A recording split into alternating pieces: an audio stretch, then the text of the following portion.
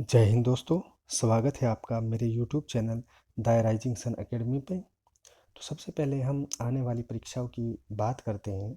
आने वाले समय में हमारी सबसे पहले हमारी परीक्षा है जो वो हमारी कांस्टेबल की है, जो कि दिसंबर में होगी।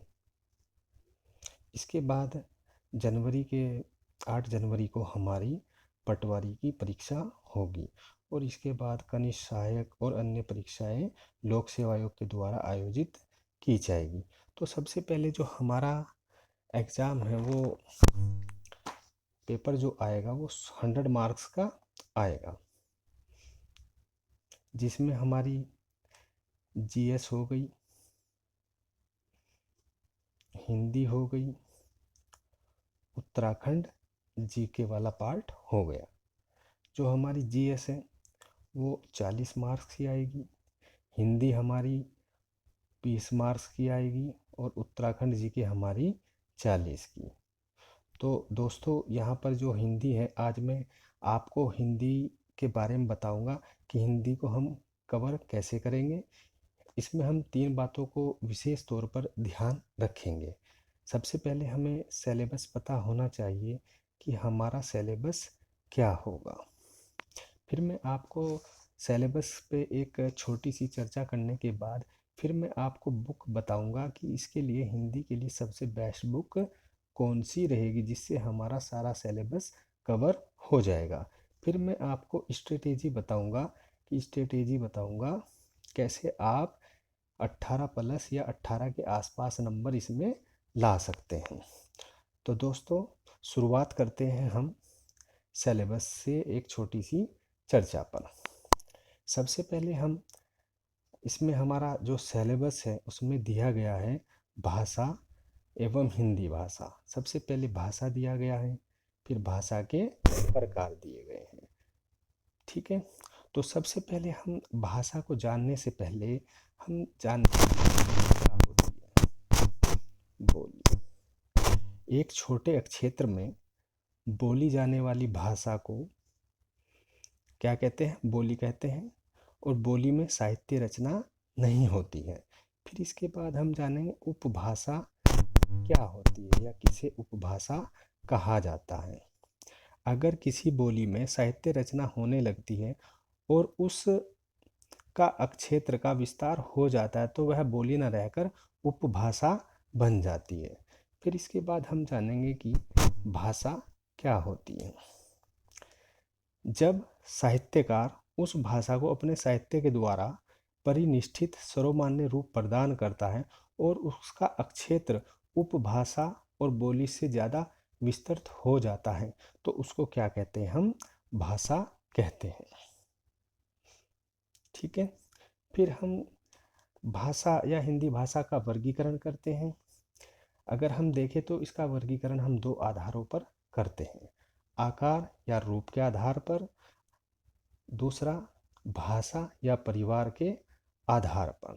अगर हम आकार या रूप के आधार पर देखते हैं तो हिंदी वियोगात्मक या विशिष्ट भाषा है। अगर भाषा परिवार के आधार पर हम हिंदी का वर्गीकरण करते हैं तो यह भारोपीय परिवार की भाषा है। और भारत में 4 भाषा परिवार हैं। नंबर 1 भारोपीय, नंबर 2 द्रविड़, नंबर 3 ऑस्ट्रिक, नंबर 4 चीनी तिब्बती। इन भारत में जो 4 भाषा परिवार हैं इनमें से जो सबसे ज़्यादा प्रतिशत है बोलने वालों का वो है भारोपीय। 73% लोग भारत में भारोपीय भाषा बोलते हैं। इसके बाद हमारा जो सिलेबस में दिया गया है वो है हिंदी भाषा का विकास। हिंदी भाषा का विकास कहाँ से हुआ है भाई? संस्कृत से। सबसे पहले संस्कृत। संस्कृत क्या है? हिंदी की आदि जननी है। फिर संस्कृत के बाद पाली, जो कि बौद्ध धर्म की भाषा रही है। पाली के बाद हमारी प्राकृत, जो कि हमारी जैन धर्म की भाषा थी। प्राकृत के बाद अपभ्रंश। अपभ्रंश। अपभ्रंश के बाद अवहट। अवहट। अवहट के बाद प्राचीन हिंदी। जिसको हम प्रारंभिक हिंदी के नाम से भी जानते हैं। इसके बाद हम कार्यालय भाषा पढ़ेंगे। कार्यालय भाषा क्या होती है हमारी, जो हमारे जितने भी कार्यालय हैं उनमें प्रयोग होने वाली भाषा को क्या कहते हैं हम, कार्यालय भाषा कहते हैं। फिर हमारी हिंदी की बोलियां हैं। जो हिंदी की बोली हमारी 5 उपभाषाएं आती हैं। नंबर 1 राजस्थानी। कितनी उपभाषाएं आती है हमारी, 5 राजस्थानी। राजस्थानी में कौन कौन सी बोली आती है, मारवाड़ी, जयपुरी, जिसको ढूंढाड़ी बोली भी कहा जाता है। नंबर 3 मेवाती, मालवी। नंबर 2 हमारी पश्चिमी हिंदी। पश्चिमी हिंदी में कौन कौन आती है भाई, कोरवी आती है, बांगरू आती है, ब्रजभाषा आती है, बुंदेली आती है। नंबर 3 हमारी पूर्वी हिंदी। पूर्वी हिंदी में हमारी कौन कौन आती है, अवधी, बघेली, छत्तीसगढ़ी। नंबर 4 हमारी होती है बिहारी। बिहारी में कौन कौन सी बोलियां हमारी शामिल की जाती हैं, भोजपुरी हो गई, मगही, मैथिली। 5वीं हमारी हो गई उपभाषा पहाड़ी। पहाड़ी के अंतर्गत हमारी कुमाऊनी बोली हो गई, गढ़वाली बोली हो गई जो गढ़वाल क्षेत्र में उत्तराखंड के बोली जाती है, जौनसारी बोली जो कि जौनसार बावरा क्षेत्र में बोली जाती है, उसको क्या कहते हैं हम, जौनसारी बोली कहते हैं। तो हमारा सेकंड टॉपिक जो इसमें दिया गया है वो है लिपि, कि लिपि एवं वर्णमाला। सबसे पहले हम लिपि के बारे में जानते हैं कि लिपि किसे कहते हैं। लिपि किसे कहते हैं, लिखित वर्ण संकेतों की सहायता से, यानी कि लिखित वर्ण संकेतों की सहायता से भाव या विचार की अभिव्यक्ति क्या कहलाती है, लिपि कहलाती है। लिपि का मतलब हम चिन्ह भी कह सकते हैं, जैसे चिन्ह होते हैं ना हमारे, वही हमारी लिपि होती है। भारत की सभी लिपियां ब्राह्मी लिपि से ही निकाली गई हैं। ब्राह्मी लिपि का प्रयोग किसने किया था भाई, वैदिक आर्यों ने किया था। ब्राह्मी लिपि का प्रयोग सबसे पहले किसने किया, वैदिक आर्यों ने शुरू किया था। जो वैदिक शब्द है यह वेद से मिलकर बना है। किससे बना है, वेद से मिलकर बना है। और वेद किससे मिलकर बना है, विद धातु से। तो वेद किस धातु से मिलकर बना है, विद, जिसका अर्थ होता है जानना। आर्यों का मतलब क्या होता है, श्रेष्ठ, अभिजात। आर्यों का क्या अर्थ होता है, श्रेष्ठ, अभिजात। इनका अर्थ होता है आर्य भारत में किस दर्रे से आए थे निकलकर, खैबर दर्रे से ये यहाँ हिंदुस्तान में इन्होंने प्रवेश किया था। फिर देवनागरी लिपि के गुण दोष हैं, कि देवनागरी लिपि में के क्या गुण हो सकते हैं। तो जैसे एक ध्वनि के लिए एक ही वर्ण संकेत है। एक वर्ण संकेत से अनिवार्यतः एक ही ध्वनि व्यक्त की जाती है। जो ध्वनि का नाम है वही वर्ण का नाम है। तो ये कुछ इसके देवनागरी लिपि के गुण थे। ऐसे देवनागरी लिपि के दोष हैं। कुल मिलाकर 403 टाइप होने के कारण टंकन मुद्रण में कठिनाइयाँ होती हैं। शिरोरेखा का प्रयोग अनावश्यक रूप से हम करते हैं बार बार। तो ऐसे इसके हमारी देवनागरी लिपि के गुण दोष दिए गए हैं। फिर देवनागरी लिपि में लिखी जाने वाली कुछ भाषाएं हैं, जैसे हमारी हिंदी हो गई, संस्कृत हो गई, मराठी हो गई, कोंकणी, नेपाली। ये सभी भाषाएं कौन सी उसमें लिखी जाती है, देवनागरी लिपि में ही लिखी जाती हैं। फिर हमारा इसी में दूसरा टॉपिक था वर्णमाला। वर्णमाला का मतलब क्या होता है, वर्णों के व्यवस्थित समूह को वर्णमाला कहा जाता है। तो वर्णों के व्यवस्थित समूह को क्या कहा जाता है, वर्णमाला कहा जाता है।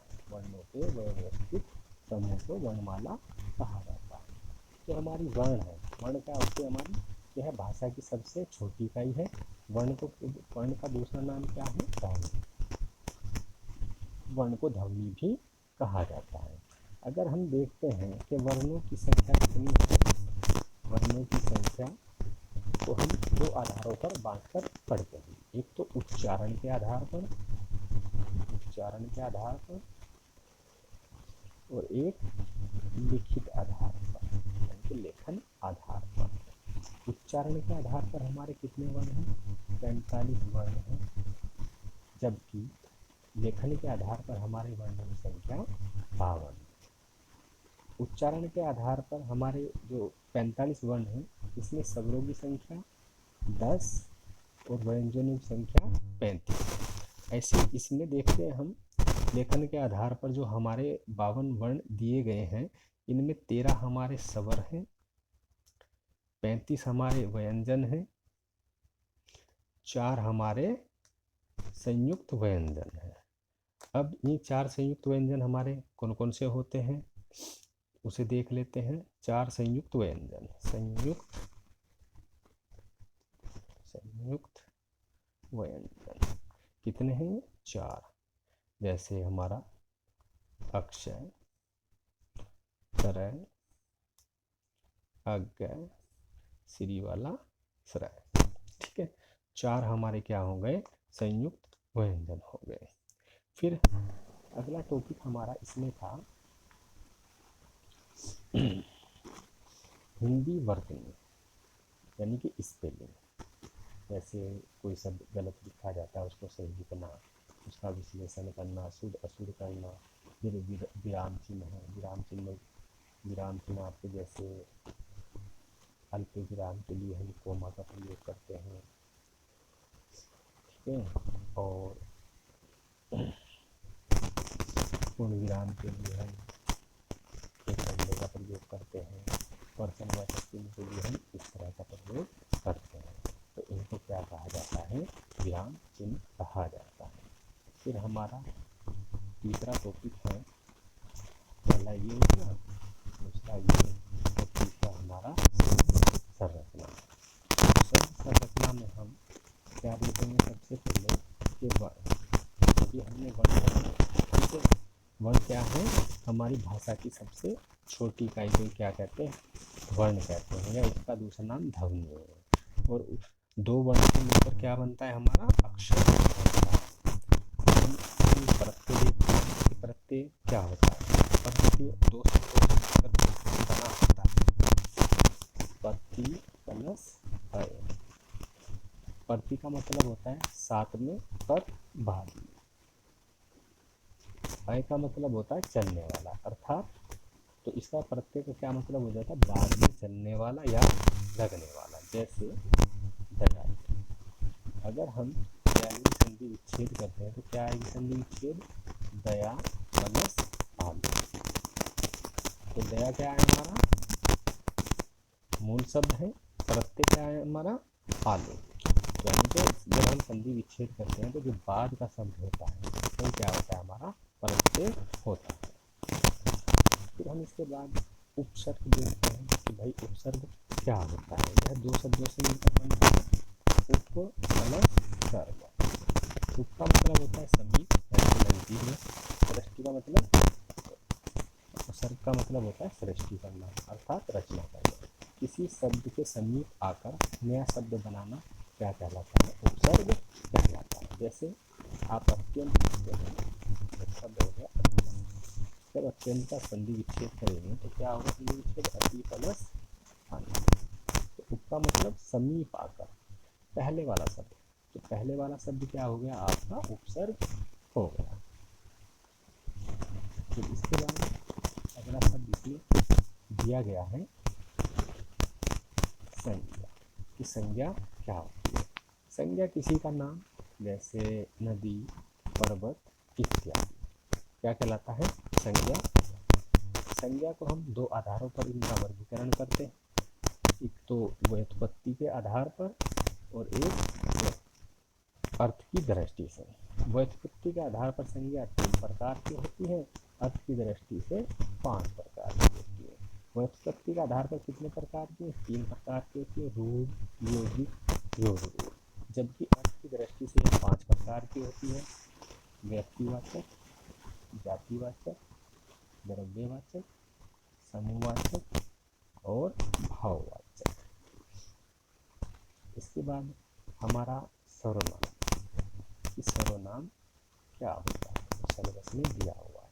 या दो शब्दों से मिलकर बना हुआ है सरव प्लस नाम। सरव का मतलब सबका नाम, अर्थात संज्ञा के स्थान पर प्रयोग होने वाले शब्दों को सर्वनाम कहते हैं। सर्वनाम की संख्या कितनी है भाई? संख्या है इनकी सर्वनाम की 11। जैसे मैं, तू, आप, यह इत्यादि। इसके बाद हमारे सिलेबस में अगला जो पॉइंट दिया हुआ है वो है आपका क्रिया। क्रिया क्या है? एक शब्द से किसी कार्य का होना समझा जाए उसे क्रिया कहा जाता है, जैसे खाना, पीना इत्यादि। फिर आप इसमें पद पढ़ेंगे, फिर लिंग पढ़ेंगे। लिंग आपका क्या, लिंग किसे कहते हैं? जो शब्द स्त्री या पुरुष का बोध कराते हैं उसको लिंग कहा जाता है। लिंग संस्कृत भाषा का शब्द है जिसका अर्थ क्या होता है? तो लिंग की भाषा का शब्द है संस्कृत। ठीक है, तो लिंग कितने प्रकार के होते हैं? यह 2 प्रकार के होते हैं, पुल्लिंग एवं पुल्लिंग का मतलब जिससे पुरुष का बोध होता है, स्त्रीलिंग जिससे स्त्री का बोध होता है। इसके बाद हमारा टॉपिक दिया हुआ है, पुरुष तो हो ही गया, अब इसमें विशेषण दिया हुआ है कि विशेषण क्या होते हैं। विशेषण वे शब्द जो संज्ञा या सर्वनाम की विशेषता बताते हैं, विशेषण कहे जाते हैं। फिर नेक्स्ट इसमें दिया हुआ है क्रिया विशेषण। क्रिया विशेषण का मतलब होता है वे सब जो क्रिया की विशेषता बताते हैं क्रिया विशेषण कहलाते हैं। इसके बाद हम कारक पढ़ेंगे, कारक क्या होते हैं और कारक की संख्या कितनी होती है। क्रिया के साथ, कारक का मतलब होता है क्रिया के साथ जिसका सीधा संबंध हो उसको कारक कहा जाता है। कारकों की संख्या कितनी है? 8। इसका एक तरीका होता है याद करने का, एक तरफ हम कारक लिखेंगे और एक तरफ लिखेंगे कारक चिन्ह। एक तरफ हो गया इधर कारक और इधर हो गया कारक चिन्ह। इसमें जैसे इधर लिखेंगे कर्ता ने, कर्म को करण से, संप्रदान के लिए अपादान से, संबंध काकी के अधिकरण में पर संबोधन ए ही अरे ओ। तो कितने हो गए? पूरे आपके कारक हो गए। इसके बाद इसमें एक टॉपिक दिया है अलंकार। अलंकार हमारे सिलेबस में दिया हुआ है। तो अलंकार क्या का मतलब, अलंकार का शाब्दिक अर्थ क्या होता है? आभूषण। अलंकार का शाब्दिक अर्थ होता है आभूषण। जिस प्रकार आभूषण पहनने से शरीर की शोभा बढ़ती है, उसी तरह काव्य अलंकारों के प्रयोग से काव्य की शोभा बढ़ती है। अलंकार के कितने भेद होते हैं? 4 भेद होते हैं, शब्दालंकार, अर्थालंकार, उभयालंकार और पाश्चात्य अलंकार। अगला टॉपिक हमारा शब्द भंडार। अगला टॉपिक है हमारा शब्द भंडार। सबसे पहले हम तत्सम देखते हैं। तत्सम 2 शब्दों से मिलकर बना है, तत् प्लस सम। तत् का मतलब होता है उसके और सम का मतलब होता है समान, अर्थात संस्कृत के समान। ठीक, जैसे अग्नि,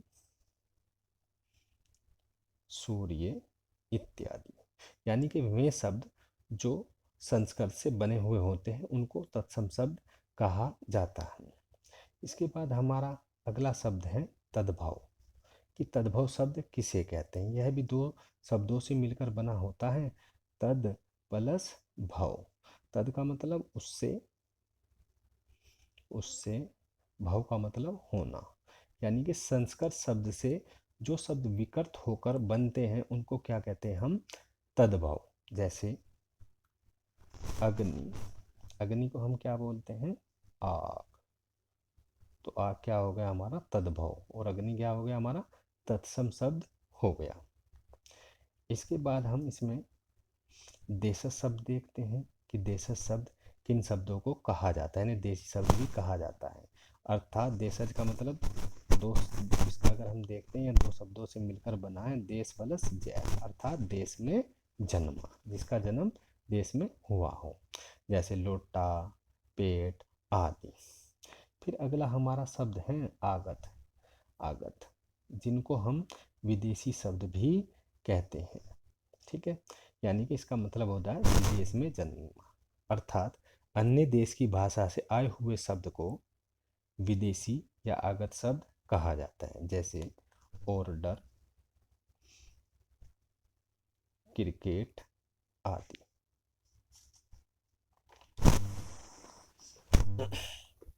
अगला हमारा सिलेबस में है संधि, जो कि मोस्ट इम्पोर्टेंट टॉपिक है संधि।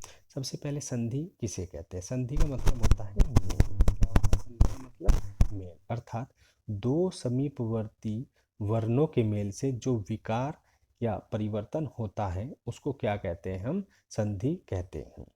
जैसे देव प्लस आल्य, क्या बन गया? देवाल्य। तो दो समीपवर्ती वर्णों के मेल से जो विकार उत्पन्न होता है उसको क्या कहते हैं? हम संधि कहते हैं। अब संधि के भेद पढ़ते हैं कि भाई संधि के भेद कितने होते हैं। संधि के भेद, तो संधि के भेद तीन होते हैं, तीन प्रकार की होती है। स्वर संधि, व्यंजन संधि, विसर्ग संधि। तो जो हमारा सिलेबस दिया हुआ है उसमें सिर्फ हमको स्वर संधि ही पढ़नी है, ना व्यंजन संधि पढ़नी है और ना ही विसर्ग संधि पढ़नी है। तो ये जितने पार्ट है इसमें दिए हुए हैं ये सब स्वर संधि के ही भाग हैं, जैसे दीर्घ संधि, गुण संधि, वृद्धि संधि, यण संधि, ठीक है। इसके बाद हम पढ़ते हैं अगला टॉपिक हमारा वाक्य परिचय, कि वाक्य क्या से होता है और इसकी क्या परिभाषाएं होती हैं। तो वाक्य क्या होता है? सार्थक शब्दों का व्यवस्थित समूह, अर्थात जिसका अर्थ होता है उसको हम सार्थक शब्द कहते हैं। तो सार्थक शब्दों का व्यवस्थित समूह जिससे अपेक्षित अर्थ प्रकट हो उसे वाक्य कहते हैं, ठीक है। अगला वाक्य के प्रकार। अर्थ के आधार पर वाक्य 8 प्रकार के होते हैं, जैसे विधानवाचक वाक्य, निषेधवाचक वाक्य, आज्ञावाचक वाक्य, प्रश्नवाचक वाक्य, इच्छावाचक वाक्य, संदेहवाचक वाक्य, विस्मयवाचक वाक्य, संकेतवाचक वाक्य। नंबर 2, रचना के आधार पर वाक्य 3 प्रकार के होते हैं, साधारण वाक्य, संयुक्त वाक्य और मिश्र वाक्य। फिर वाक्यों में कोई गलतियाँ आ जाती हैं तो उसको शुद्ध करना क्या कहलाता है? वाक्य शुद्धि हम पढ़ते हैं। फिर लोकोक्ति और मुहावरे पढ़ेंगे, जैसे 1 और 1 11 होना, 9 2 11 होना, ठीक है, एकमात्र सहारा। फिर अगला टॉपिक है हमारा पत्र लेखन, जो कि बहुत ही इम्पोर्टेंट है और यहाँ से 1-2 क्वेश्चन जरूर आते हैं जो कि बच्चों से नहीं हो पाते हैं, जो इसको नहीं पढ़कर जाते हैं, तो इसलिए इसको बहुत अच्छे से पढ़कर जाए, यहाँ से 1-2 क्वेश्चन जरूर आते हैं। तो पत्र लेखन में हमारा सबसे पहला टॉपिक है टिप्पण, प्रारूपण, विज्ञप्ति, सरकारी एवं अर्ध सरकारी पत्र। तो सबसे पहले हम टिप्पण देखेंगे कि टिप्पण हमारा क्या होता है। पत्र के सार को, यानी कि एक पत्र दिया गया होगा, ठीक है, पत्र के सार को बतलाते हुए उसके निर्णय के लिए अपना सुझाव देना ही क्या कहलाता है? टिप्पण कहलाता है। फिर इसके बाद टिप्पण और प्रारूपण में क्या अंतर होता है? बेसिक। प्रारूपण प्रयुक्त पत्र, परिपत्र एवं सूचना आदि का पहले कच्चे रूप में तैयार करते हैं। तो प्रारूपण को क्या करते हैं? पहले कच्चे रूप में तैयार करते हैं, फिर जो सक्षम अधिकारी द्वारा क्या होगा, इसको देखा जाएगा, इसको अनुमोदित किया जाएगा, तो क्या फिर इसको हम शुद्ध रूप में लिखते हैं। फिर इसके बाद अगला टॉपिक हमारा इसमें विज्ञप्ति दिया गया है कि विज्ञप्ति क्या होती है। विज्ञप्ति का प्रयोग नियुक्तियों, छुट्टियों, ट्रांसफर इत्यादि के लिए किया जाता है, ठीक है। अब हम देखते हैं कि हमारा सरकारी एवं अर्ध सरकारी पत्र क्या हैं। सरकारी पत्र क्या होते हैं? सरकार के एक कार्यालय से दूसरे कार्यालय को ये पत्र लिखे जाते हैं। ठीक है। फिर अर्ध सरकारी पत्र क्या होता है हमारा? ये पत्र किसी व्यक्ति को व्यक्तिगत रूप से लिखे जाते हैं। जब कोई अधिकारी दूसरे अधिकारी से व्यक्ति स्तर पर कोई जानकारी चाहता है या किसी बात की ओर उसका ध्यान आकर्षित करना चाहता है तो अर्ध सरकारी पत्र लिखे जाते हैं। अगला हमारा टॉपिक है इसमें जनसंचार एवं हिंदी कंप्यूटिंग। तो जनसंचार में हम सबसे पहले संचार यानी संचार क्या होता है? कोई संदेश एक स्थान से दूसरे स्थान पर पहुंचाना ही क्या कहलाता है? संचार कहलाता है। और इसके बहुत से माध्यम हैं आपके, जैसे समाचार पत्र हैं, आप पढ़ते हैं, पत्र पत्रिकाएं पढ़ते हैं, उससे आपको एक संदेश मिलता है। ठीक है। ऐसे radio, TV, Hindi social media सभी क्या है? संचार के माध्यम में। फिर इसके बाद अगला टॉपिक हिंदी कंप्यूटिंग पढ़ेंगे। फ़ॉन्ट क्या होते हैं, टाइपिंग, पेज लेआउट कैसे करते हैं, तो ये सभी हम पढ़ेंगे। फिर इसका दूसरा पार्ट हमारा हिंदी साहित्य का सामान्य परिचय है, जिसमें कुछ पद के कवि दिए हुए हैं, कुछ गद्य के लेखक दिए गए हैं। तो इसके अध्ययन के लिए उन्होंने एक सिलेबस अपना बनाया हुआ है, जैसे उत्तराखंड राज्य एवं एनसीईआरटी की 10वीं-12वीं कक्षाओं के पाठ्यक्रम के अनुसार होगा। जैसे पद में हम पढ़ेंगे कबीर पढ़ेंगे, सूरदास जी पढ़ेंगे, तुलसीदास, मीरा, रसखान, जयशंकर प्रसाद, निराला, सुमित्रानंद पंत, माखनलाल चतुर्वेदी, मुक्तिबोध, मंगलेश डबराल, राजेश जोशी। ऐसे ही हमारे गद्य में कई सारे लेखक हैं, जैसे राहुल सांस्कृत दयानंद, आचार्य प्रसाद द्विवेदी, मुंशी प्रेमचंद्र, महादेवी वर्मा, शिवानी, पीताम्बर दत्त बड़थवाल, हरिशंकर परसाई, शैलेश मटियानी, मनोहर श्याम जोशी, मन्नू भंडारी, शेखर जोशी। इसके बाद हमने सिलेबस पर उत्तराखंड के एक चर्चा की थी। अब मैं आपको इसमें बेस्ट बुक बताऊंगा कि आपको कौन सी बुक्स पढ़नी है। आपको कौन सी बुक्स पढ़नी है जिससे आप 18 या 18+ नंबर के आसपास लेकर आएंगे। तो सबसे पहले सभी ने लुसेंट हिंदी की खरीदी हुई होगी, उसको पढ़ना है। दूसरी बुक आपकी हरदेव बहारी। अगर आप इसको हरदेव बहारी और लुसेंट को पढ़ेंगे तो एक भी क्वेश्चन बाहर वहाँ नहीं मिलेगा।